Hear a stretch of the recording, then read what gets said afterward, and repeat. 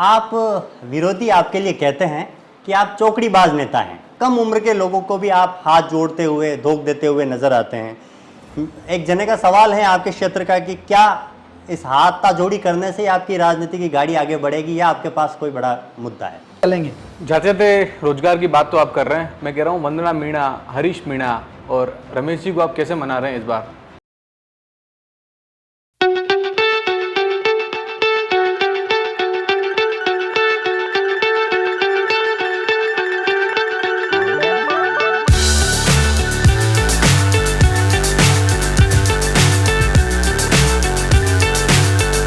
कार्यक्रम बेबाक अंदाज में आज हम बात करेंगे उस विधानसभा क्षेत्र की जिसके लिए कहा जाता है कि इस सीट के लिए जीत सुनिश्चित है और यहां भाजपा को कम मेहनत करनी पड़ेगी। आज हम उस विधायक के साथ में मुलाकात करेंगे, उस विधायक से रूबरू होंगे जिनके लिए कहा जाता है कि उनकी सहज, शांत और सौम्य छवि हर किसी को मुरीद कर देती है। हालांकि विरोधी तो यहाँ तक फिरकी लेते हैं कि उन विधायक के पास हाथ पैर जोड़ने के सिवाय कोई बड़ा विजन नहीं है, लेकिन आज हम विधानसभा, ग्रामीण विधानसभा के विधायक फूल सिंह जी मीणा के साथ में हैं और आज जनता के तमाम सवाल उनसे पूछेंगे। सबसे पहले फूल जी, आपका स्वागत है बेबाक अंदाज में, आपका बहुत बहुत आभार। धन्यवाद। आज मेरे को आपने इस बेबाक अंदाज में लाकर जनता से रूबरू करने का मौका दिया। आप सभी चैनल के पूरा स्टाफ को मैं बधाई देता हूं, धन्यवाद ज्ञापित करता हूं कि वास्तव में हमारी आम जन की कोई समस्या है या मेरे से कोई जानना चाहते हैं तो उसके बारे में आप मेरे को जो भी पूछेंगे बेधड़क ईमानदारी से मैं आपको उसके बारे में बताऊंगा। बिल्कुल। सबसे पहले फूल जी हमें ये बताएं आप कि आपका राजनीतिक सफ़र कैसे शुरू हुआ? क्या ये आपका बचपन का सपना था या आपका राजनीति में आना एक संयोग है? देखो, मैंने तो मेरे सपने में भी नहीं सोचा, न तो मेरे बाप दादा की जागीरी मेरे राजनीति में थी और न मैंने कभी सोचा कि मैं राजनीति में आऊँगा। मैं गरीब किसान का बेटा था और जब मैं आर्मी में भर्ती होने के लिए गया तो 15 दिन ओवरेज हो गया। उसके बाद में मैंने लक्ष्य ये तय किया कि भाई अब अपने को खेती बाड़ी और मजदूरी ही करनी है। और मैंने जब 12 साल मैंने खेती की और 12 साल खेती करने के बाद में मेरे को उसका रिजल्ट पॉजिटिव नज़र नहीं आया, क्योंकि खेती करने के बाद में मैं हिसाब किताब रखता था और 12 महीने के बाद में उसका मतलब पूरा हिसाब किताब निकाल कर रिजल्ट देखा तो उसके अंदर केवल और केवल फसल के अंदर चारा मिलता था। वो इस वजह से मैंने फिर खेती 12 साल करने के बाद छोड़ी और मजदूरी करने के लिए मैं निकला और मजदूरी करते करते मेरा पाँव कट गया था। मंगलम सीमेंट फैक्ट्री में पाँव कट गया था। विजय जी गोदा यहाँ उदयपुर के ही रहने वाले थे और उन्होंने मेरे को यहाँ उदयपुर में लाकर इलाज कराया। इलाज कराने के बाद में यहीं पे मैंने मजदूरी करते करते आज तक यहाँ पे हूँ। आपके लिए ये कहा जाता है कि आपने मादड़ी इंडस्ट्रीज एरिया में बतौर एक मजदूर की तरह आपने काम किया है और वहाँ से आपका सफ़र रहा। आज आप एक जनप्रतिनिधि के तौर पे हैं और आपकी जो अतीत हैं, सबसे पहले तो ये बताएं कि इस बात में कितनी सत्यता है कि आपने छोटे से छोटा काम भी बड़ी शिद्दत के साथ में किया है? देखो, ये मजदूरी की जो बात करें तो विजय जी गोदा हमारे cement factory, mini plant cement factory का यहाँ पर एक उद्योग लगाया था और मैं वहाँ पर मजदूरी करके चौकीदारी भी की, सुपरविजन भी की, मैनेजमेंट भी मैंने वहाँ पे संभाला। आज भी यहाँ के लोकल, चाहे लकड़वास का लोग हो, कानपुर का खेड़ा का लोग हो, चाहे यहाँ किसी का भी, यहाँ पे आजू बाजू जो मजदूर जाडोल, पलासिया, खेरवाड़ा, शेमारी, सराड़ा, भोराई, घाटा, इधर के जो जयसमंद, बितुड़ी, गांव पालड़ा और सराड़ा पाल, इधर के मजदूरों ने मेरे साथ में मजदूरी की है। उनको पूछ सकते हैं, आज भी उनके बच्चे मेरे साथ में है, क्योंकि मजदूरी करते करते उन्हीं मजदूरों के बीच में उन्होंने मेरे पे विश्वास जताया और मेरे को कहा कि बोला कि आप हमारे बीच में रहो और अपन जो कांटेक्ट लेंगे। तो मैंने कांटेक्ट शुरू किया। तब बांसवाड़ा, भीलवाड़ा, चित्तौड़ और उदयपुर के अंदर मैंने ठेकेदारी का भी काम किया और जब वार्ड पार्षद का हमारे यहाँ पर ये महिला का टिकट आया, रिजर्व सीट आई एसटी की। तो हमारे कांग्रेस का गढ़ था वार्ड नंबर 12, वहां पर कोई कैंडिडेट चुनाव लड़ने वाला नहीं था बीजेपी से। और एक रात को 10 बजे हमने एक महिला गमेरी बाई कमेटी को हमने तैयार किया, और उसको तैयार करने के बाद में वहां पर समाज के लोगों ने उसके ऊपर दबाव बनाया कि अगर आप बीजेपी से चुनाव लड़ोगे तो आपको हम समाज से बाहर कर देंगे और आपके शादी ब्याह मौत मरण में हम नहीं आएंगे। तो जब लास्ट तारीख थी फॉर्म भरने की, उस लास्ट तारीख को उन्होंने मना कर दिया और वहां कोई चारा नहीं था। मैं स्वयं का स्वयंसेवक जरूर था और मजदूरी के ऊपर विश्वास करता था कि अपने को मजदूरी करनी है और अपना गुजारा बसारा करना है। तो वास्तव में मना करने के बाद कांग्रेस का निर्विरोध कैंडिडेट जीत रहा था। तब मेरे धर्मपत्नी को फार्म भरवाया और उसको चुनाव लड़ाया। तो वास्तव में चुनाव लड़ाया तो 69 वोटों से हम माइनस रहे। उसके बाद में लोगों ने कहा कि साहब ये कांग्रेस का गुंडा राज है वार्ड 12 में, इनसे कौन लड़ेगा, हम आपकी तरफ आ गए तो हमारे पास में तो आज झगड़ा करेंगे और हमारे साथ में ये करेंगे तो हम उनका मुकाबला कैसे करेंगे। तब मैंने भीलवाड़ा, बांसवाड़ा और चित्तौड़ का काम बंद किया और उदयपुर में मेरी ठेकेदारी का काम बढ़ाया। और बढ़ाते बढ़ाते जब धर्मपत्नी चुनाव लड़ी तो उसके बाद में पार्टी ने जो वास्तव में मेरे को वार्ड अध्यक्ष बनाया, वार्ड अध्यक्ष बनाने के बाद में मेरे को जिला मंत्री बनाया। जिला मंत्री बनाया, मैंने काम किया, पार्टी ने मेरा सम्मान किया और जिला परिषद का चुनाव लड़ाया। 2004 में मैं जिला परिषद का चुनाव लड़ा। यही हमारी जो कांग्रेस की जिला प्रमुख हुआ करती थी सज्जन देवी जी कटारा, वो हम जिला परिषद में चुनाव लड़ी तो मैं यहाँ पर 3900 वोटों से माइनस रहा। उसके बाद में भी जनता का प्यार और उनका आशीर्वाद मेरे बीच में था और पार्टी ने मेरे को ट्रस्टी बनाया। ट्रस्टी बनाने के बाद में जब काम अच्छा किया तो मेरे को पार्षद भी 2009 के अंदर मेरे को पार्षद का टिकट दिया। जो लोग मेरे को कहते थे कि ये बाहरी है, उसी वार्ड में मेरे को पार्टी ने टिकट दिया और 1164 वोटों से जनता ने जिताकर ये बता दिया बाहरी और लोकल का कोई फर्क नहीं पड़ता है, जो काम करता है उनके बीच में दुख सुख में खड़ा रहता है। तो उसको उन्होंने साकार साबित किया और मेरे को 1164 वोटों से एक छोटा सा वार्ड के अंदर 3500 वोट पड़े। उसमें 4 कैंडिडेट थे, एक कांग्रेस का था, एक कॉमरेड का था और एक हमारा बीजेपी का निर्दलीय था।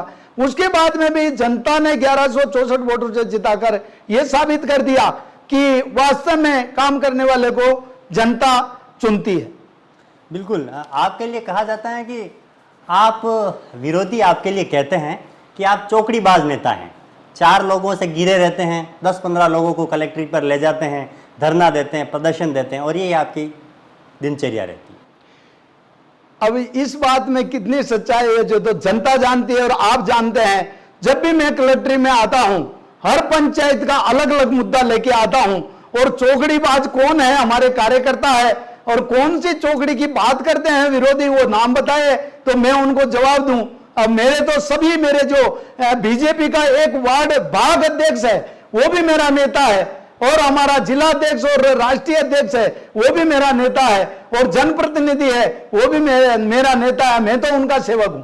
चौकड़ी का मेरे पास में कोई ऐसा कोई बात नहीं है। और जो काम करते हैं तो विरोधी कांग्रेस का तो काम क्या है, विरोधी पार्टियों का तो यही काम है जो कि छीटा खचेटी करनी, तो उनका काम वो कर रहे हैं और मेरा काम मैं कर रहा हूं। आप छोटे से छोटे कामों में नज़र आते हैं, चाहे फिर मोर्चरी का काम हो, चाहे कलेक्ट्री का काम हो, कुछ भी काम हो, और वहाँ आप देखे जाते हैं। आप इस दरमियान ये देखे जाते हैं कि कम उम्र के लोगों को भी आप हाथ जोड़ते हुए, धोख देते हुए नज़र आते हैं। एक जने का सवाल है आपके क्षेत्र का कि क्या इस हाथ जोड़ी करने से आपकी राजनीति की गाड़ी आगे बढ़ेगी या आपके पास कोई बड़ा मुद्दा है? ये तो मैं उस भाई को ये पूछना चाहता हूं कि किसी का अगर मैं सम्मान करता हूं तो उनको पेट में तकलीफ क्यों है। दूसरी बात, मेरी राजनीति का मैंने भाग अध्यक्ष से शुरू किया और हाथा जोड़ी से मिल जाए तो आप भी ये काम करो, आप भी विधायक बन जाओ और आप भी ऊपर अपने पार्टी में जगह बना लो। हाथा जोड़ी और चंडाल चौकड़ी को साथ में लेकर चलने वाला भाग अध्यक्ष तो क्या है, उसको वार्ड अध्यक्ष भी नहीं बनाया जाता है और उसको जनता नकार देती है। आपके सामने जो वार्ड अध्यक्ष कांग्रेस का गढ़ के अंदर 1164 वोटों से जीता और उसके बाद में पार्टी ने मेरे को जो सम्मान दिया, ट्रस्टी बनाया, पार्षद बनाया और वापिस मेरे को जिला परिषद का चुनाव लड़ाने के बाद में भी लगातार 4 बार जिला मंत्री रहा और प्रदेश का मंत्री रहा जनजाति का, तो वो इसके अंदर ढोक देने की बात कहां आ गई? और ढोक देना चाहिए। आम जनता हमारी जन्मदाता है और वो वोटर हमारा माँ बाप है और उनकी आप कदर करोगे तो आपको कोई रोक नहीं सकता। मगर आप उनकी कदर कहां करते हो? आप हवाई नेता है, हवा में बातें करते हो। मैं धरातल का नेता हूं, धरती की बात करता हूं। आपने कहा कि आप मोर्चरी में मिलते हो, हॉस्पिटल में मिलते हो। मेरा हर कार्यकर्ता के पास में नहीं, आम जनता के पास में मेरा नंबर है और कहीं एक्सीडेंट होता है तो वो पहले मेरे को फोन करते हैं, एमएलए साहब आप वहां पर हमारे एक्सीडेंट हो गया, आप देख लेना। मैं हॉस्पिटल में जो हमारा हॉस्पिटल का इंचार्ज है उसको फोन करता हूं कि ये एक्सीडेंट वहां का हुआ है और आप वहां पर टीम को सक्रिय करो, एक ही डेथ हो गई है, इतने घायल है, तो उससे पहले मैं पहुंचता हूं। और उनको यह पता है, हॉस्पिटल के अधिकारियों को भी पता है कि फूल सिंह ने फोन किया है तो वो भी आएगा और वास्तव में वहां पर पूरा स्टाफ तैयार रहता है। किसी की जान बच रही है और उसके लिए अगर अवेलेबल समय पे अगर उसका इलाज मुहिम हो जाता है तो उसकी अमूल्य जान बच जाती है। वही मेरा लक्ष्य है और मैं तो चाहता हूं कि किसी के साथ में ऐसा दुर्घटना ना हो, मगर दुर्घटना होती है। ये आम जनता के लिए वास्तव में ये बहुत ही दुखदाई है और मैं हर आदमी की मदद करने के लिए आता हूं जो वो मेरे को याद करते हैं। आपने विधानसभा में पिछले 5 सालों में क्या क्या मुद्दे उठाए, थोड़ा सा प्रकाश डालने की कृपा करें। मेरा 5 साल के अंदर वास्तव में सबसे पहले तो मेरे पेरा फेरी गांव के लोगों का पट्टा दिलाने का जो मेरा लक्ष्य था उसको मैं लगातार उठाता आया। ये पेरा फेरी के अंदर हमारी पंचायतों को लेकर उसका विकास को ब्रेक लगा दिया। वहां पर वास्तव में पेरा फेरी में एक ही मतलब लाइन में सभी जो जमीन थी यूआईटी के खाते में कर दी। हम वहां पर न तो हमारी केंद्रीय योजना का लाभ दे सकते, न हमारे राज्य सरकार की योजना का लाभ दे सकते हैं। वहां पर कोई हम काम नहीं कर सकते क्योंकि यूआईटी की जमीन है, तो वहां पर हम विकास नहीं कर सकते। आज भी मेरा लक्ष्य है कि जब तक हमारा आदिवासियों को और आम जनता भी वहां पर रहती है सबको पट्टा नहीं देंगे तब तक मेरा पूर्ण लक्ष्य प्राप्त नहीं होगा।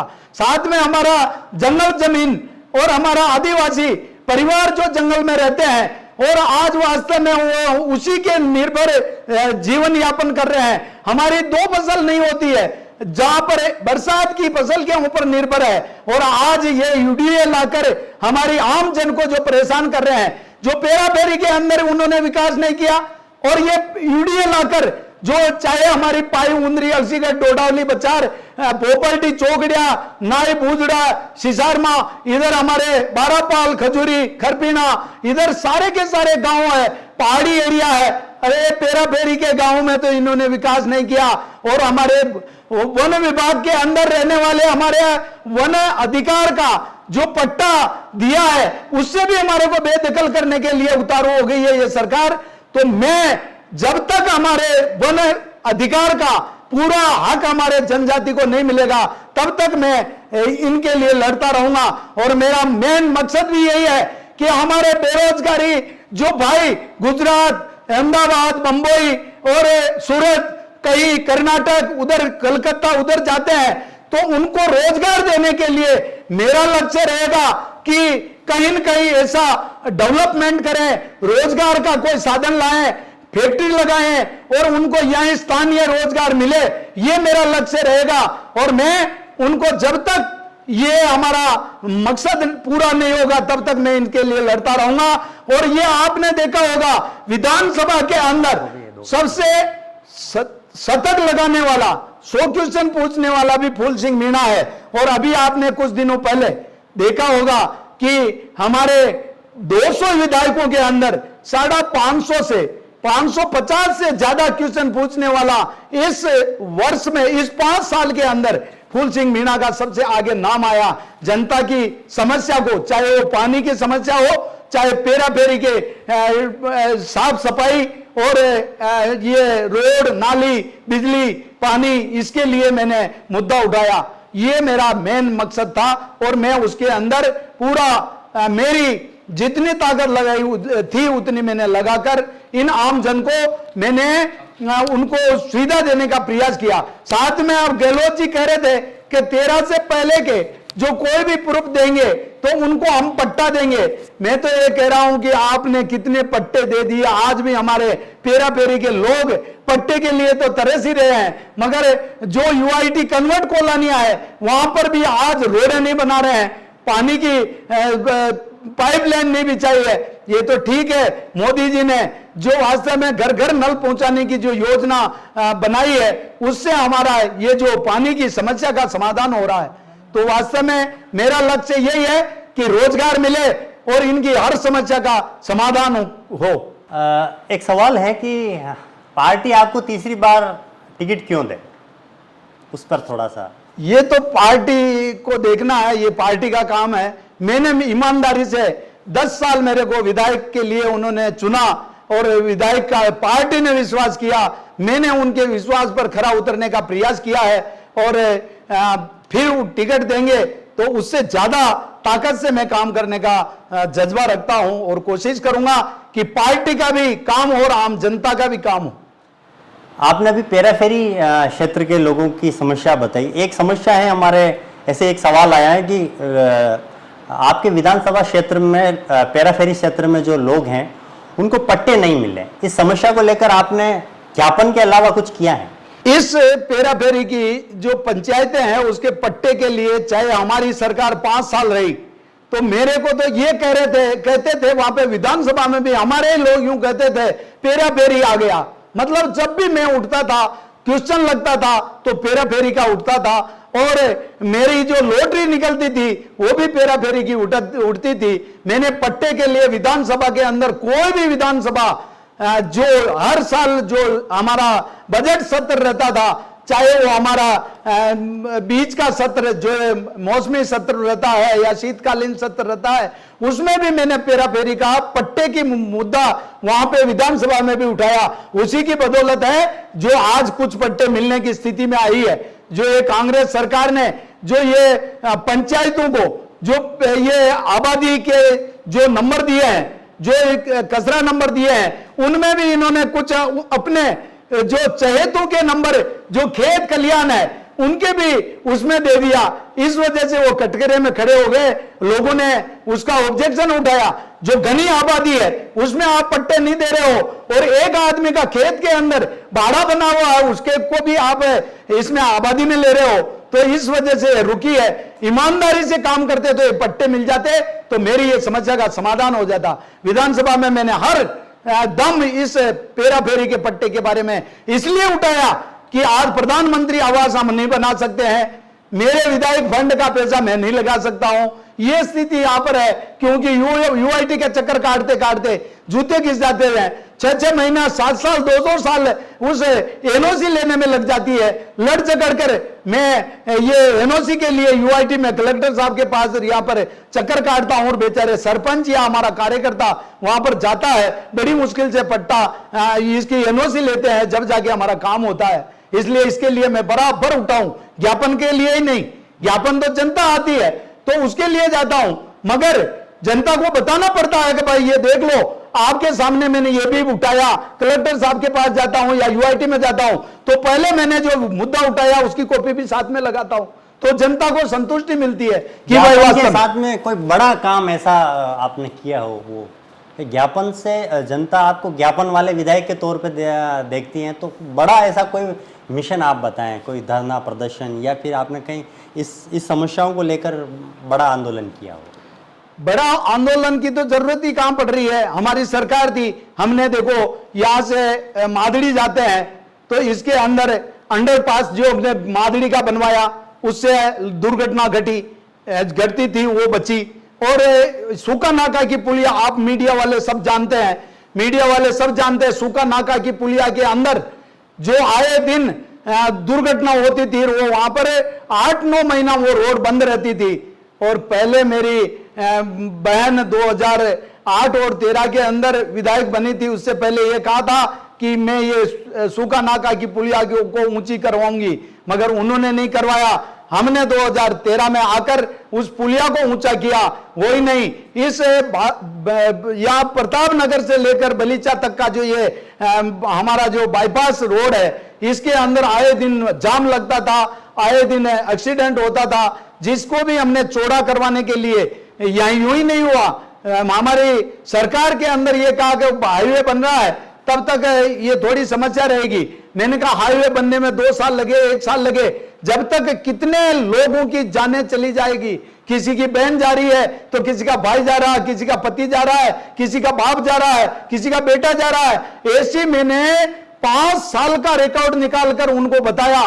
जब गुलाब जी भाई साहब ने कहा कि आप चाहे कुछ भी करो ये रोड बनाना पड़ेगा, और नहीं माने तो यूनिस खान जी को मैंने इस प्रताप नगर से इस हाईवे पर लगाया और पूर्ण घंटे में वो बलीचा पहुंचे। तब उन्होंने ये कहा था कि ये 2 लेन नहीं है 4 लेन बननी चाहिए, क्योंकि पूर्ण घंटा लगा उनको इधर जाने में। तो वास्तव में गुलाब जी भाई साहब को धन्यवाद देता हूं कि उन्होंने ये कहा कि ये रोड बननी चाहिए। अगर सरकार के पास पैसे नहीं है तो हमारी यूआईटी के द्वारा हमने इस रोड को बनाएंगे, मगर इसको चालू कराओ। और रोड को चौड़ी करने से हमारा एक्सीडेंट का जो जापा था वो कम हुआ। विरोधियों को आरोप है कि आप विजनेबल नेता नहीं हैं, कोई न तो आपके पास कोई ऐसा लक्ष्य है, न कोई ऐसा विजन है जिसके मुद्दे पर फूल सिंह जी मीणा को हम आगे 4 कदम आगे देख सकें। मेरा विजन है, पहले तो मैंने आपको बताया पेरा फेरी जो पट्टे हैं वहां पर सब सुविधा मिले। दूसरा, वन विभाग की जमीन है, जो हमारे आदिवासी भाइयों को वन अधिकार का पट्टा मिलकर जो हमारी ये गोरेला है, गोरेला के यहाँ के आजू बाजू के लोगों की फाइलें गंवा दी है, फाइलें भी गम गई है, वो भी है। दूसरा मेरा मेन विजन ये है कि जैसे गुजरात में और उधर जो फैक्ट्रियां लग रही है, मेरा लक्ष्य ये रहेगा कि हमारे स्थानीय मजदूर बाहर जो जा रहे हैं उनको कैसे रोकें, उनके लिए कोई ऐसी फैक्ट्री लाकर यहाँ पे लगाएं और ऐसा धंधा दिलाएं ताकि हमारे जो मजदूर बेरोजगार है उनको यहाँ पर काम पर लगाएं। आज मटून ये जो जामरकोटला माइंस है या जावर माइंस है, यहाँ पर भी हमारे जो मजदूरों को, जो बाहर के मजदूरों को मजदूरी दे रहे हैं, उनके लिए मैं हमेशा लड़ रहा हूं। इस माइंस को भी बंद करवाया कि हमारे स्थानीय लोगों को आप रोजगार दो, बाहरी लोगों को रोजगार दे रहे हो, ये हमारे लिए कतई भी बर्दाश्त नहीं होगा। तो मैंने उनके लिए लड़ाई की है और हमारे स्थानीय लोगों को भी रोजगार दिलवाया है, और ऐसे कोई न कोई बड़ी फैक्ट्री लगे और उनको यहां पर उदयपुर के अंदर रोजगार मिले, ये मेरा मेन विजन रहेगा। आप कह रहे हैं कि फैक्ट्री लगेगी, रोजगार बढ़ेगा, लेकिन आपके क्षेत्र में सर्वाधिक भूमाफिया चरम सीमा पर हैं। आदिवासियों की जमीनें हड़पे जा रही हैं, उनको अपनी जमीनों से खुद बेदखल किया जा रहा है, तो फिर बड़ी इंडस्ट्रीज का तो हम कैसे सपना देख सकते? देखो, भूमाफिया की बात कहे या आप जो भी कहे, हमारे पास में जो आता है, अब कोई परिवार चुपचाप ही जाकर रजिस्ट्री करवा दे, उसका तो हम कुछ कर नहीं पा रहे हैं। मगर मैं तो धन्यवाद देता हूं हमारे तखत सिंह जी, पूर्व प्रधान, जिन्होंने बहुत सारी जमीनें हड़प ली थी लोगों ने, उसको हमने मिलकर वापिस उनकी रजिस्ट्रियां करवाई है। जो अनजान में 1 बीघा जमीन की तो रजिस्ट्री करवाने के लिए उनको पैसे देते हैं और 5-5 बीघा जमीन करवा देते हैं। आज बड़ी के अंदर आपने देखा होगा कि जो जिसका खातेदारी है उसी नाम का कोई आदमी लेके अलग अलग वो जमीनें उन्होंने रजिस्ट्री करवा दी। उसके लिए एसपी साहब के पास भी गए, आईजी साहब के पास भी गए, और उसको वापस हम जमीन को उनको खाते में करवाने का प्रयास कर रहे हैं। तो भूमाफियों का किया ये फैक्ट्री और बिजनेस चलाने से कोई लेना देना नहीं है। बिजनेस और फैक्ट्री लगाने के लिए कोई न कोई उद्योगपति आएगा और कोई न कोई ऐसा उद्योग लगाएगा, उससे जमीन के लिए सरकारी जमीनें हैं उनको लीज पे देंगे या कोई न कोई जमीन खरीद कर वो करेंगे, सरकार सपोर्ट करेगी। जैसे मैं तो एक उदाहरण दे रहा हूं कि मैं ठेकेदार हूं और ठेकेदारी का काम करता था। पहले निरमा का काम यहां पे चलता था, निरमा का काम चलता था और कोई फैक्ट्री में फुर्सत नहीं मिलती थी। मगर मोदी जी ने कहा कि निरमा का पाउडर यहां राजस्थान में पीसता है और गुजरात में आकर निरमा का प्रोडक्ट बनता है, तो उन्होंने इस दूरी को और इसको बंद करके उनके वहां गुजरात में जब मुख्यमंत्री थे तब उन्होंने ये फैक्ट्री वहां लगा दी। हमारा यहां पर आज इंडस्ट्रीज एरिया जो वास्तव में बिल्कुल वीरान पड़ा हुआ है, जब निरमा का काम चलता था तब इतना बढ़िया बिजनेस होता था, मजदूरी मिलती थी, सब बेरोजगारी कम थी। मगर आज वो निरमा का काम वहां पे गुजरात में ले गए, इसलिए हमारे यहां पर मजदूरी कम है और मजदूर बाहर जाते हैं। ऐसी कोई बड़ी फैक्ट्री लगाएंगे और मोदी जी का विजन है कि वास्तव में ट्रांसपोर्टेशन को बचाने के लिए उन्होंने फैक्ट्री वहां लगा दी ताकि यहां पर माल आकर पीस के वहां नहीं जाए, वहीं माल पीस रहा है और वहीं वो फैक्ट्री लग रही है। ऐसा कोई न कोई उद्योग लगाएंगे जिससे हमारा आम जनता को, आम मजदूर को, बेरोजगारी को रोजगार मिले। ऐसा और हम सरकार के अंदर आएंगे, इसमें नो डाउट। सरकार में आकर हम इन मजदूरों के लिए सबसे पहले सोच के और इनको रोजगार देने का लक्ष्य लेकर चलेंगे। अब वो सवाल आता है जिसका लोगों को बेसब्री से इंतजार रहता है कि गुलाब चंद जी कटारिया आपके राजनीति के क्षेत्र में गॉडफादर माने जाते हैं। अभी उनका असम के राज्यपाल बनने के बाद कहा जा रहा है कि अब आपके सामने कैसी चुनौतियां फेस करने को मिलेगी? देखो, बड़ा है, मेरा भाई है या बड़े से बड़ा है, मेरे पिता बराबर है, वो मेरा बाप है। मैं उनको पिताजी की तरह उनकी सम्मान करता हूं और इज्जत देता हूं और वो भी हमारे को इज्जत देते हैं। गुलाब जी भाई साहब मेरे विधायक थे, मैं उनके वार्ड में रहता था और उनके नेतृत्व में मेरे को पार्षद का टिकट दिया और मैंने विधायक वो थे, गृह मंत्री थे, उनके साथ में मिलकर काम किया था और काम किया था उसमें जनता कुछ भी सोचे, गुलाब जी भाई साहब क्या सोचते हैं उसके ऊपर मेरे को विश्वास है। मैं क्या सोचता हूं मुझे विश्वास है। और गुलाब जी भाई साहब के साथ में बहुत सारे लोग काम करते हैं, उन्होंने मेरे को कभी ये नहीं कहा कि भाई तू मेरा ये है कि वो है कि, कभी काम के लिए उन्होंने कहा, वो काम करके हमने देने का प्रयास किया। और गॉड फादर कहे तो भी है और नहीं कहे तो भी है। और आगे की संगठन में काम किया है, मैंने पार्टी में काम किया है, मैंने कोई गुलाब जी भाई साहब के घर पे काम नहीं किया और पार्टी और जनता के बीच में मैंने काम किया है। और गुलाब जी भाई साहब ने हमारे को पूरा सम्मान दिया है और टिकट दिया है पार्टी ने और गुलाब जी ने दिया है, तो हमने उसके विश्वास पर खरा उतरने का प्रयास किया है। इससे बड़ा मेरे पास में कोई है नहीं। पार्टी का जो मैं तो कह रहा हूं, हमारी भारतीय जनता पार्टी ही एक ऐसी पार्टी है जो आम जन को साथ में लेकर काम करती है। हमारे वसीयत में कोई राजनीति नहीं है, मेरा परिवार कोई राजनीति में नहीं था, मगर मेरे को जनता के बीच में एक टिकट देकर एक जनप्रतिनिधि के रूप में भेजा और जनता ने मेरा मतलब इतना विश्वास किया, तो वास्तव में भारतीय जनता पार्टी का मैं एहसानमंद हूं। उन्होंने मेरे को जितना सम्मान दिया वो मेरे मतलब जिंदगी के अंदर मैं भूल नहीं सकता। और भारतीय जनता पार्टी ही हमारी मां है और मां का फर्ज अदा करने का लिए हमारा पूरा धर्म बनता है। आपके ऊपर एक आरोप लगता है कि आप बाहरी हैं, आप हाड़ौती क्षेत्र के रहने वाले हैं। पिछले 2 चुनाव जिस प्रकार से बाहरी लोगों का विरोध हुआ था, तीसरी बार वही सिचुएशन आकर बन गई है, तो इससे आप कैसे निपटेंगे? देखो, पहले तो हमारे भारतीय जनता पार्टी के पदाधिकारी या कार्यकर्ता तो ये ऐसा कह नहीं सकते कि मैं बाहरी हूं, क्योंकि पार्टी ने मेरे को टिकट दिया है। वो बाहरी और अंदर का कोई मैटर नहीं था और जनता ने मेरे को चुनकर भेजा है, इसलिए बाहरी का मुद्दा तो मेरे को लग नहीं रहा है कि भाई कोई कहे।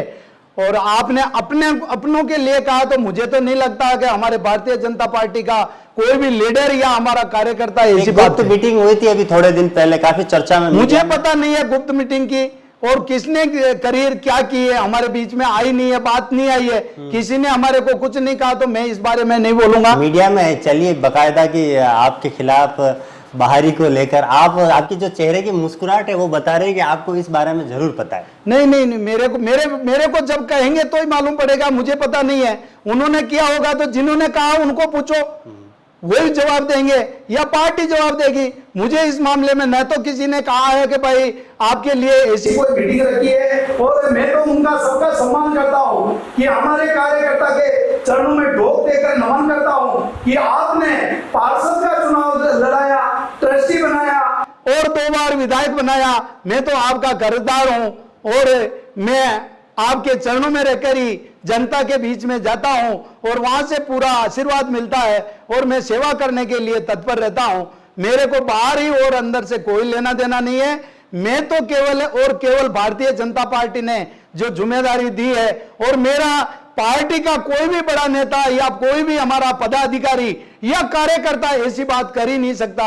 मैं विश्वास नहीं करता हूं, और जिस आपके पास में अगर सूचना हो तो आप उनसे पूछ लेना, वो बता देंगे कि क्या है। मुझे पता नहीं है इस मामले में। फूल जी, आप दोग देने की बात, हाथ जोड़ने की बात ये करते हैं, और कुछ लोग आपके विरोधी कहते हैं कि इसी वजह से फूल जी की बातों को अधिकारी या बड़े लोग तवज्जो नहीं देते हैं, उनकी बात को गंभीरता से नहीं लेते हैं। गंभीरता से नहीं लेते हैं तो अभी आपको पता है कि आज मतलब महीना भर पहले ये जो हड़ताल में आ गए थे अधिकारी, सारे कर्मचारी हड़ताल में थे, और हमारे ट्राइबल के कम से कम 7,000 क्या नाम जो मूल निवास और जाति प्रमाण पत्र और ये मतलब सारे पेंडिंग पड़े हुए थे। और मैंने 1 महीना से पहले से अधिकारियों को कह रहा था कि आप इसको तुरंत प्रभाव से करवाओ। किसी को नौकरी लगना है, किसी को इंटरव्यू देना है, किसी को कॉलेज में एडमिशन लेना है, किसी की छात्रवृत्ति लेनी है, तो उन्होंने नहीं सुना। और मैं 1 हफ्ते से तो ये कह रहा था कि आप जल्दी करो, नहीं तो बेचारों का इनका भविष्य अंधकार में हो जाएगा।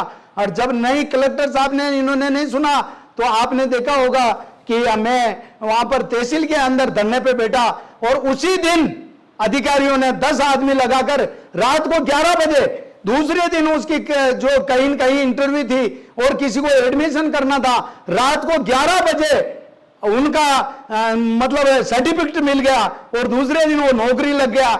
इससे बड़ा अधिकारी क्या कर सकते हैं? 10 आदमी लगाए, वहां 1 आदमी लग रहा था। अगर वो मेरी बात नहीं मानते, नहीं सुनते, तो 10 आदमी कैसे लगाते? और आपके अभी 10 दिन पहले एक 35 साल से एक सरूपाल के अंदर, सरू गांव पंचायत, सरू पंचायत में हाइला कोई गांव है, वहां पर एक स्कूल चल रही है, 35 साल से एक कमरे में चल रही है। उसके लिए मैंने विधानसभा में मुद्दा उठाया और जमीन नहीं थी, तो मैंने 2018 के अंदर सरकार से मिलके और वो जमीन अलॉटमेंट करवाई और सरकार बदल गई। तब मैंने उस पे 2 कमरे का मैंने बजट दिया, वो नहीं हो पाया। तो फिर मैंने डीएमएफटी फंड से 4 कमरे का वहां पर अलॉटमेंट करवाया। वो 4 कमरे 4 साल तक इनको कह के थक गया, नहीं हुआ।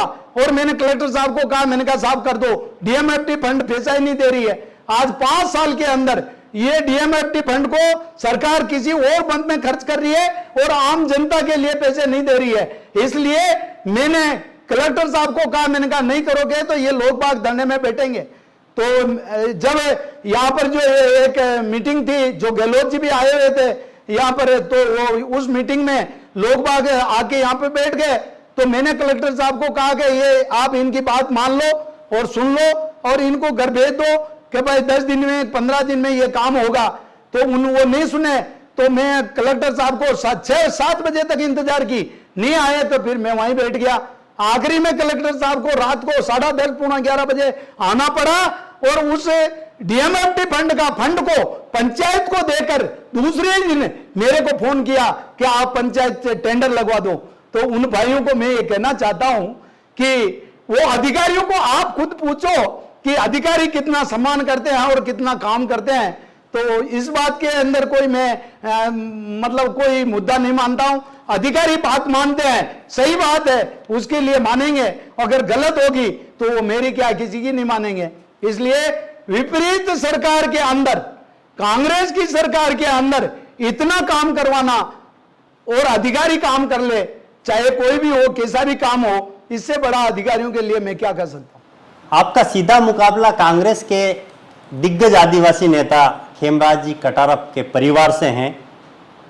इस बार सज्जन कटारा प्रधान बनकर मजबूती के सामने आपके सामने खड़े हैं। ऐसे में आप कैसे उनसे मुकाबला करें? मुकाबला तो जनता करेगी और वही जवाब देगी। और वो कहते हैं ना, अंधा तोलता नहीं है, तोलता जरूर है। और वो सब भगवान का रूप लेकर वोट डालने के लिए जाता है, वहां कोई देखता नहीं है। उन्होंने 2013 में भी उनको जवाब दिया है और 2018 में उससे भी ज्यादा मतलब मतों से उनको मेरे को जिताया है। इसलिए मुकाबला का तो जनता ही देगी। मैं तो केवल और केवल जनता की सेवा पे विश्वास करता हूं और जनता ने मानस बना लिया है कि वापस भारतीय जनता पार्टी की सरकार आ रही है और इसके अंदर स्पष्ट बहुमत और भारी मतों से जिताकर उनकी सेवा के लिए जिम्मेदारी देने का मानस बनाया है। तो वो तो जनता जनार्दन है, वो किसी की गुलाम नहीं है, वो स्वतंत्र है। मेरे सामने क्या कहेगी और पीछे क्या करेगी वो तो उनके मन में है, वही करेगी। हो सकता है वो प्रधान बनकर जो उन्होंने जो किया है वो आम जनता जानती है। हमने कभी राजनीति नहीं की, आज आम जन जानती है कि हमने केवल और केवल विकास और आम जन का सेवा का ही हमने ये लक्ष्य लिया था। एक आपकी जनता का एक सवाल है कि क्या आप विधायक तीसरी बार टिकट इसलिए चाहते हैं ताकि हैड्रिक बनाकर आप मंत्री पद पर आसीन हो सके? वो पार्टी सोचेगी। मैंने कभी न तो कोई विधायक बनने का सपना देखा था और न मैंने पार्षद बनने का सपना देखा था। ये तो पार्टी देखेगी, पार्टी जैसा आदेश देगी उसके मुताबिक मैं चलूंगा और काम करूंगा। मैंने मंत्री का सपना कभी देखा, न कोई विधायक का देखा, न कोई पार्षद का देखा। आज तक आया हूं तो वो आम जन है और पार्टी ने जो आशीर्वाद दिया है उसी का परिणाम है। और पार्टी मेरे को टिकट देकर जिताकर और मेरे को विधायक ही रखेंगे तो भी मैं संतुष्ट हूं। इसलिए मेरे को मंत्री का कोई लालच नहीं है। बिना मंत्री मेरा कौन सा काम रुका? पूर्व सरकार के अंदर जो हमारी सरकार थी उसके अंदर एक भी मेरा एक काम बता दो, चाहे मेरा पेरा फेरी का मुद्दा हो, चाहे पानी का हो, रोडों का हो। पूर्व में हमारे 15 किलोमीटर रोड का हमारे को एक विधायक को हर साल दिया था और इस सरकार ने हमारा मतलब गौरव पथ जो था उस गौरव पथ को भी कैंसिल कर दिया, विकास पथ का नाम लिया। एक विकास पथ नहीं दिया, एक विकास पथ मेरी विधानसभा के अंदर एक विकास पथ बनाकर दिया हो तो बता दो। आपके लिए कहा जाता है फुल जी कि आप मेवाड़ में रहकर मेवाड़ के आदिवासियों की भाषा नहीं सीख पाए। भाषा मैं उनके रात और दिन बीच में रहता हूं। आप उनके बीच में जाते हैं तो या तो आप हिंदी बोलते हैं या आप हाड़ौती मिक्स मेवाड़ी बोलते हैं, लेकिन उनकी आदिवासी की भाषा आप नहीं बोल पाते। मेरी भाषा वो समझते हैं, उनकी भाषा मैं समझता हूं। इसमें मैंने कभी गौर ही नहीं किया। जब मेरे को वो काम बताते हैं मैं समझ जाता हूं और मैं कहता हूं वो समझ जाते हैं। तो इसका मुद्दा कहां रहा? मेरे उनके परिवार का रिलेशन है। आज भी मैं उनके घर जाता हूं और उनके आंगने में बैठकर उनके साथ में नीचे धरती पर बैठकर और उनके साथ में चाय पीता हूं, खाना खाता हूं, उनके शादी ब्याह में जाता हूं और उनके मौत मरण में क्रियावर में जाता हूं। और विरोधियों को यह आरोप है कि सब कुछ रहते हुए भी फूल सिंह मीणा बाहरी होकर हमारे क्षेत्र के लोगों का हक मार रहे हैं। वो तो वो जनता जान रही है, मैं किसी का हक नहीं मारा। जनता जिसको चुनती है, उन्होंने भी चुनाव लड़ा, मैंने भी चुनाव लड़ा। उसके अंदर मैंने कौन सा मतलब भूत कैप्चर करके और जीता हूं? जनता ने चुना है और जनता ने दिया है।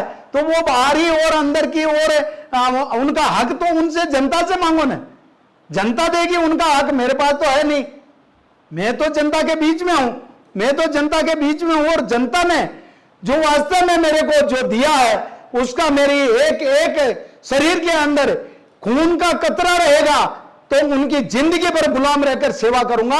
इसके अलावा मेरे पास कुछ नहीं है। वो मुद्दा अगर उनको पूछना है तो जनता से जाके पूछे कि मैं उनका हक मार रहा हूं या जनता उनको नहीं चुना है, ये तो वही बताएंगे। मेरा लक्ष्य है जनता के बीच में रहना, धरती पे रहना, हवा में नहीं उड़ना और उसके बीच में रहकर उनकी सेवा करने का लक्ष्य लिया है और वही मेरा लक्ष्य साथ है और मैं उसी के मुताबिक मैं चलने वाला हूं और चल रहा हूं। इसलिए मेरे को किसी का हाक मारने का भी अधिकार नहीं है और देने का भी अधिकार नहीं है। जनता देगी और जनता ही लेगी। आपने हाल ही में 12वीं के बाद एमए की पढ़ाई की है, अब आपका आगे क्या क्या सपना है? पढ़ाई एमए नहीं की है, 12वीं के बाद बीए की है और अब एमए का फॉर्म भरने जा रहा हूं मैं। अच्छा, अब एमए का रिजल्ट आने के बाद और मैं मतलब डॉक्टरी का सपना देख रहा हूं कि मैं भी मेरे डॉक्टर लगाऊं, डॉक्टर फूल सिंह मीणा। डीकली में युवाओं के लिए चुनाव से पहले आपने सर्व समाज के लिए ग्राउंड की घोषणा की थी, वो आज तक पूरी नहीं हुई, क्या कारण रहा उसका? डीकली के अंदर आज आपको एक छोटी सी बात बताऊं कि पेरा फेरी की जो रोड है, ये जो जमीनें आ गई है, पेरा फेरी के अंदर हमारे को जमीन दिला दे, ये सरकार तो चाहती नहीं है कि ये गहलोत जी ने ये डीकली का ही नहीं किया था, डीकली का ही नहीं, पूरे की पूरी ग्रामीण विधानसभा ही नहीं, पूरे राजस्थान की हर स्कूल को ग्राउंड देने के लिए, हर पंचायत में ग्राउंड देने का सपना उन्होंने सुझाया था। आज एक जगह भी ऐसा बता दे कि भाई वहां पर हमने डेवलपमेंट करके और ग्राउंड बनाकर दे दिया।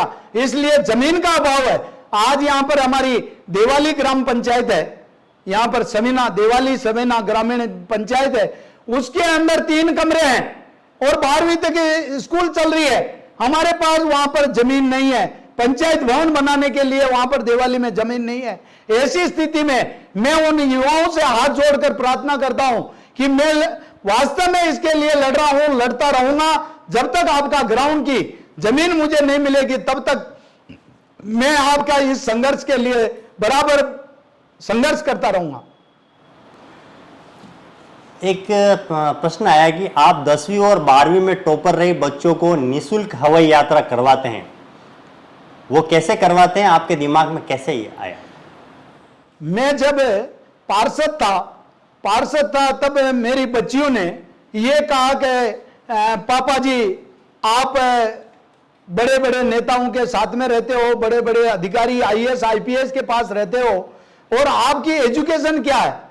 तो मेरे को कहने में कोई अतिशयोक्ति नहीं है कि मैं 7वीं पास था और 7वीं पास के बाद में बच्चियों ने कहा कि बोला कि आपको पढ़ना चाहिए, आप कहते हो कि पढ़ाई बहुत जरूरी है, तो आपका एजुकेशन देख के आपको लगता नहीं है कि भाई आप 7वीं पास है?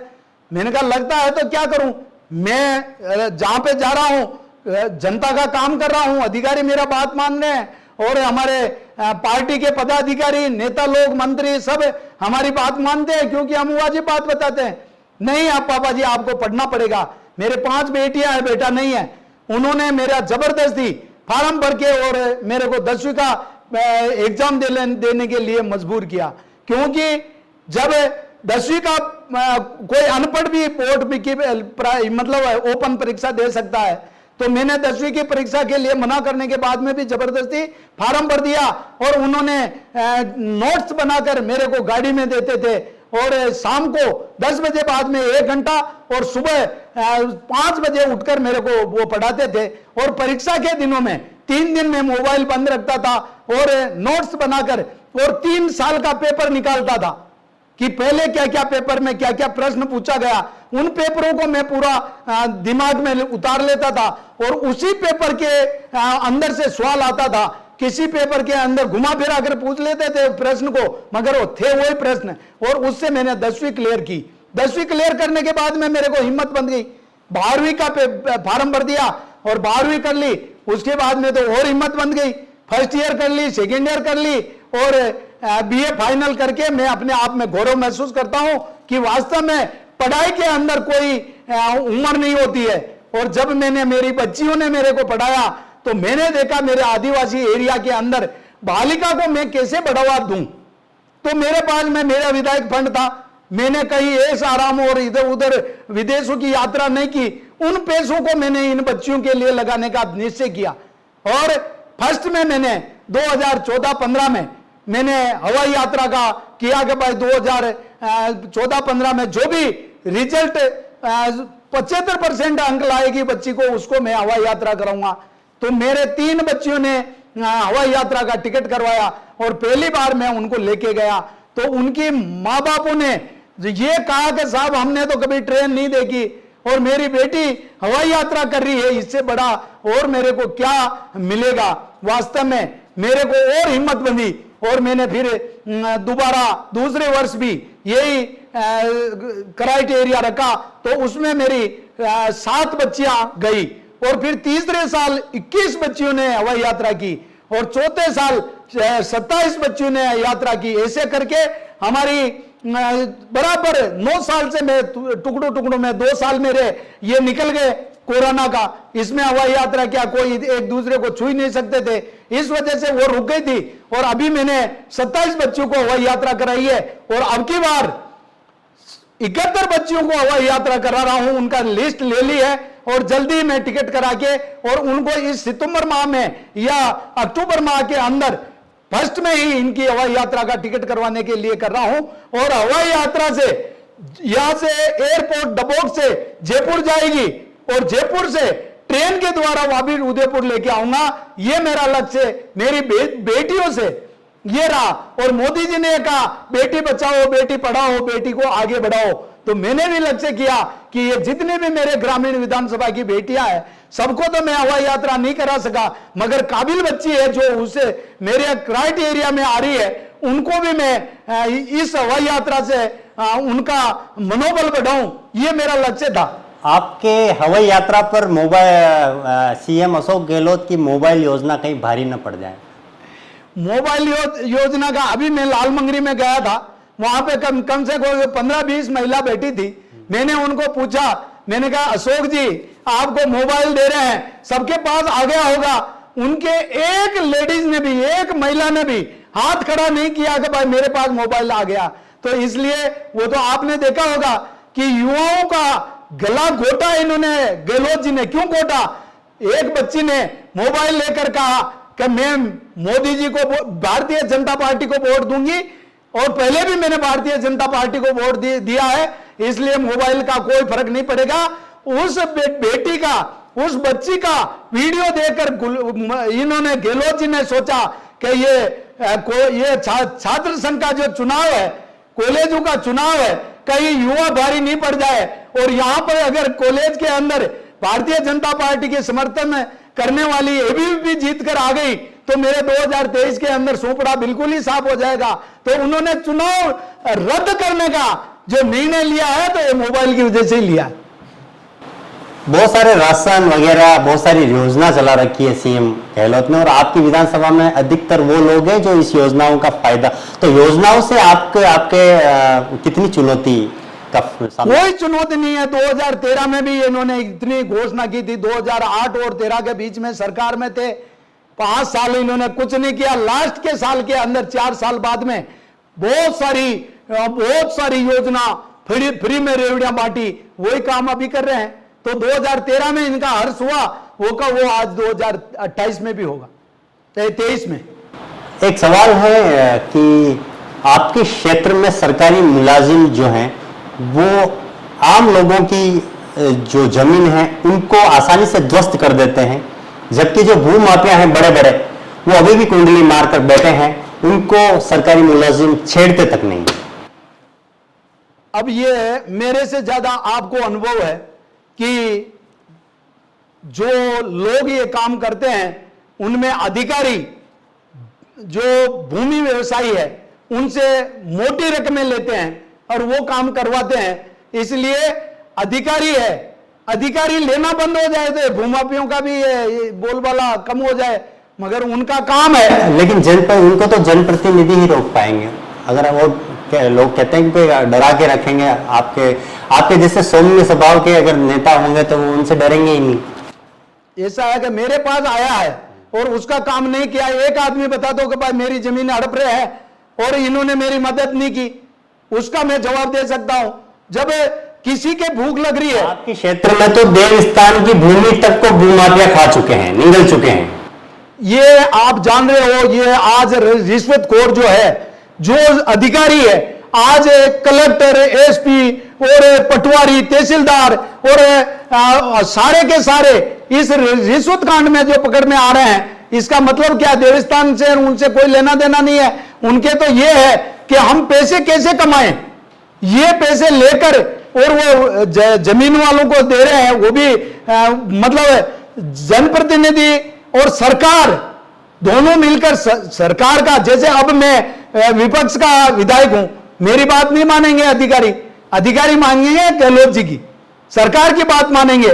तो सरकार का जब तक डंडा नहीं रहता है तब तक इसके ऊपर अंकुश नहीं लगेगा। बाकी सब कुछ जो वास्तव में आप जो भू व्यवसायियों के लिए जो कह रहे हैं, हमारे पास कोई आया है, ईमानदारी से आया है और हमने उसकी मदद की है। मैंने कहा ना, तगत सिंह जी और ये हमारे जो पूर्व प्रधान ने कई जमीनें वापस रजिस्ट्री भी करवाई है, जो पहले करवा चुके हैं उनकी रजिस्ट्री करवाई है, तो हमारे पास आए हैं तो उनकी मदद की है। मगर नहीं आएगा तो हमारे को भी क्या पता पड़ेगा। हमारे एक साथी हैं सतीश जी, वो आपसे कुछ सवाल पूछना चाहेंगे। मैं चाहता हूं कि सतीश जी आपसे कुछ सवाल। एमएलए साहब, लगातार आप इंटरव्यू के दौरान बातचीत कर रहे थे, बड़ी भारी आवाज में लगातार जोश से आप बोल रहे थे। दो सवाल मेरे दिमाग में आ रहे थे। सुनने में आता है कि 2024 के जो लोकसभा चुनाव होंगे वहां पर बीजेपी के पास उदयपुर सीट से लड़ाने के लिए कोई सर्वमान्य चेहरा नहीं है जो सीट को जिता सके। लोग आपको अगले सांसद की नज़र से भी देख रहे हैं और ये भी कहा जा रहा है कि इस बार शायद आपको टिकट इस वजह से ना मिले क्योंकि आपको 2024 में लोकसभा के मैदान में उदयपुर से उतारा जाए। इसमें कितनी सत्यता मानते हैं और आप कितने इस बात के लिए तैयार हैं? मैं पार्टी का एक सिपाही हूं, पार्टी जैसा आदेश देगी वैसा मैं काम करूंगा। न तो मैंने कभी पार्षद के लिए किया, न विधायक के लिए ऐसा कुछ किया कि भाई ये करूं और ये नहीं करूं। पार्टी जो निर्णय करेगी पार्टी के साथ हूं, पार्टी जिसका जो निर्णय करेगी तो मैं उनके साथ। कानपुर में एक रॉक फास्फेट की माइंस है, कहा जा रहा है कि वहां पर आपकी पार्टी के अपने लोग हैं जो अवैध माइनिंग कर रहे हैं। आपने कभी भी वहां पर विरोध नहीं किया, किसी तरह का कोई विरोध नहीं जताया, न ही ये विधानसभा आपने विधानसभा में उठाया। तो क्या इस बात में कितनी सत्यता है कि रॉक फास्फेट में जो अवैध माइनिंग है उसके जिम्मेदार आप भी कहीं गई हैं? रॉक फास्फेट की माइनिंग के लिए माइनिंग अधिकारियों को पूछो, रात को 12-12, 1-1 बजे मैंने गाड़ियों भेजी है और उनको काम को रुकवाया मैंने। ये कौन कह रहा है कि भाई मैं उसके अंदर ये कार्रवाई नहीं की? मैंने विधानसभा में भी मुद्दा उठाया और यहाँ पे भी माइनिंग विभाग और कलेक्टर साहब को, और मैंने प्राइवेट गाड़ियों से भी भेजकर उनको रोकने के लिए मैंने कहा है। और ये तो अब अधिकारी मिले हुए हो तो उसका मेरे पास कोई इलाज नहीं। कानपुर में सरकार ने इंटरनेशनल स्टेडियम बनाया है जो आपकी विधानसभा के लिए सबसे बड़ी सौगात है। राज्य सरकार ने बना दिया, ये उपलब्धि उनके खाते में जा रही है। लेकिन ये कहा जा रहा है कि आसपास के जो राजस्व गांव हैं, कानपुर खेड़ा और दूसरे जो खरबड़िया वगैरह दूसरे जो गांव हैं, वहाँ के राजस्व गांवों के विकास को लेकर आपने कुछ नहीं किया है। क्या इस बात को आप ठीक मानते हैं या कुछ किया है आपने अपने फंड से? मेरे फंड से मैंने चाहे कानपुर खेड़ा हो, चाहे मटून हो और चाहे ये मेरे कलरवास हो, कोई भी वहां का कार्यकर्ता कहते कि ये काम मैंने नहीं किया, इल्जाम तो लगा सकते हैं। कौन सा काम नहीं किया जो मैंने मतलब वो मेरे पे ये कह सकते हैं कि नहीं किया? आज कानपुर से खेड़े से लेकर मटून वाली जो जारी है ये मतलब है खरबड़िया होके, वो रोड मैंने बनाई है, गौरवपथ मैंने बनाया है। और यहाँ पर कानपुर खेड़ा के अंदर अभी अभी मैंने 10 लाख रुपए देकर वहां पर रोड बनाई है। कौन कह सकता है कि भाई मैं विकास के लिए नहीं दिया? और पारा खेत में अभी 5 दिन पहले 5 लाख रुपए का सीसी रोड का इंटरलॉकिंग रोड का भूमि पूजन करके आया हूं। 5 बड़ी उपलब्धियां जाते जाते आप बता दीजिए, 5 बड़ी उपलब्धियां 5 सालों में आपकी क्या रही? मेरी 5 ही उपलब्धियां। एक तो मैंने इस सूखा नाका की पुलिया बनाई, एकलिंगपुरा के अंदर जो जाने वाली वो अंडरपास बनाया, गिरजावास पेट्रोल पंप के यहाँ पे अंडरपास बनाया, और ये मादड़ी का और अंडरपास बनाया, प्रताप नगर का और ब्रिज बनवाया, और यहाँ ठोकर चौराया के ऊपर ये भी हमने बनवाया।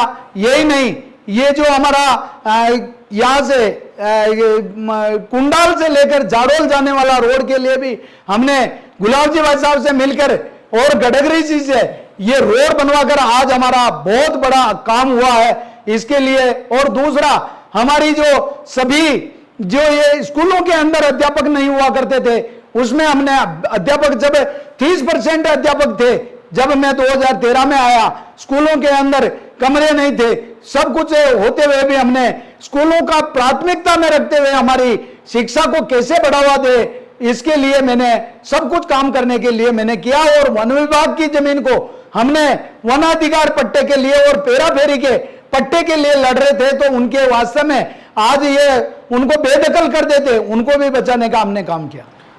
उपलब्धियां तो आपने बता दी, 5 काम क्या छूट गए आपसे? 5 काम, एक तो पेरा फेरी का मैं लड़ते लड़ते भी अभी पट्टा पूरा दिला नहीं पाया। दूसरा, जो वास्तव में हमारे मोदी जी ने जो ये घर घर नल पहुंचाने वाली जो योजना है, उसमें गहलोत जी रोक रखी है, उसमें बराबर नहीं पहुंचा रहे हैं। जो हमारे घर घर तक जो योजना है ये नहीं पहुंच पा रही है। एक मेरा रिंग रोड जो है ये उदयपुर का, जो वास्तव में प्रताप नगर भुआना से लेकर यहाँ बलीचा होकर ये नया खेड़ा तक तो आ गया, मगर नया खेड़ा और सिसारमा होके और ये जब तक उस पिंडवाड़ा रोड तक नहीं पहुंचेगा, जब तक मेरा ये वास्तव में बहुत बड़ा सपना है।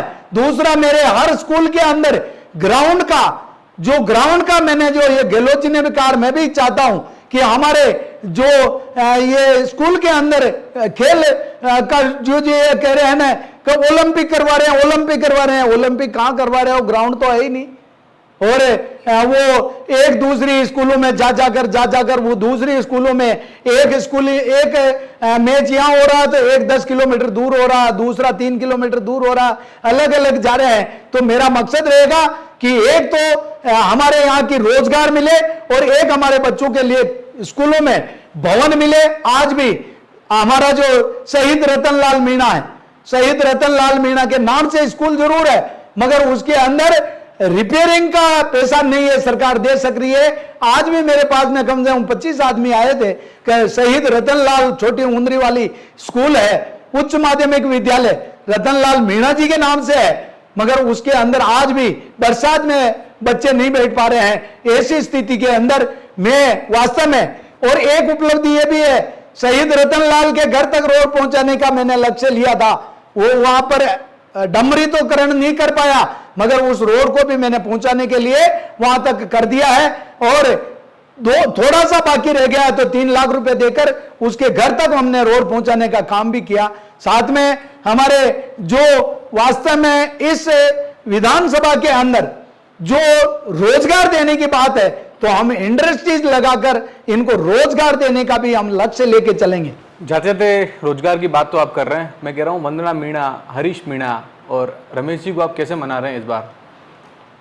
वो तो मने हुए हैं, हमारे भाई और हमारी बहन है, उसमें कोई मनाने की नहीं मनाने की, जिसको टिकट देगा उसके साथ में हम हैं।